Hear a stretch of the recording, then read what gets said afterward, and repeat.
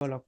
Saya kayak menangkap masih ada nih semacam stigma, entah ya entah banyak entah sedikit tapi masih ada lah setidaknya. Seorang anak yang ke psikolog itu adalah anak yang apa ya bermasalah atau bergangguan gitu istilahnya apa mungkin Miss Hayun lebih tahu. Apakah hal seperti ini memang masih ada Miss Hayun?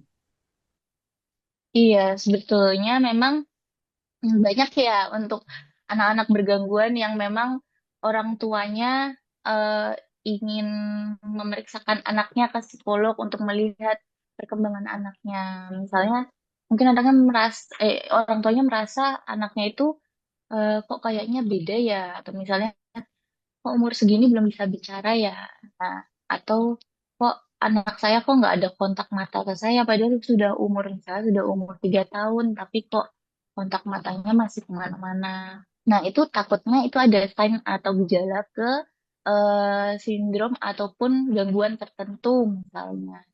Nah tapi untuk penegakan diagnosa ini kan memang perlu hati-hati ya. Bisa aja anak hanya terlambat dalam artian hanya terlambat nih memang terlambatnya hanya sedikit aja nggak yang dalam rentang waktu beberapa tahun sampai muncul sindrom tertentu atau gangguan tertentu begitu. Nah, terus juga ada kasus di mana anak normal tapi bermasalah di mana di bagian perilakunya misalnya anaknya sering tantrum misalnya itu kan tidak masuk ke dalam kategori gangguan tapi itu bisa masuk ke kategori masalah gitu ya.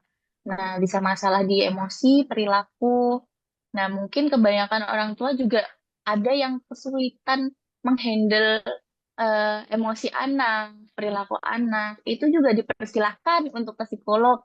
Jadi psikolog ini bukan pihak lain yang hanya membantu anak-anak yang memiliki gangguan pada sindrom tertentu itu bukannya. Kayak hanya misalnya anak ASD atau autism hanya anak ADHD atau hiperaktif misalnya bukan. Jadi misalnya jika memang ada orang tua yang memiliki kesulitan nih, mungkin orang tuanya sibuk, terus akhirnya anaknya tidak terpantau dengan baik, terus jadinya anaknya ada kesulitan dalam mengelola emosinya.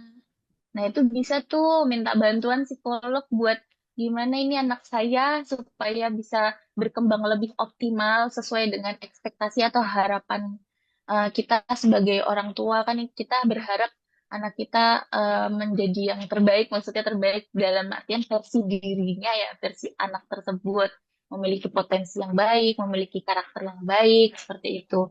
Nah, cuma kan namanya usaha ya, kadang orang tua ada keterbatasan waktu atau keterbatasan mungkin keterbatasan misalnya ilmu misalnya itu juga bisa eh, minta bantuan pihak ketiga sebagai partner gitu. Download Tribun X sekarang. Menghadirkan lokal menjadi Indonesia.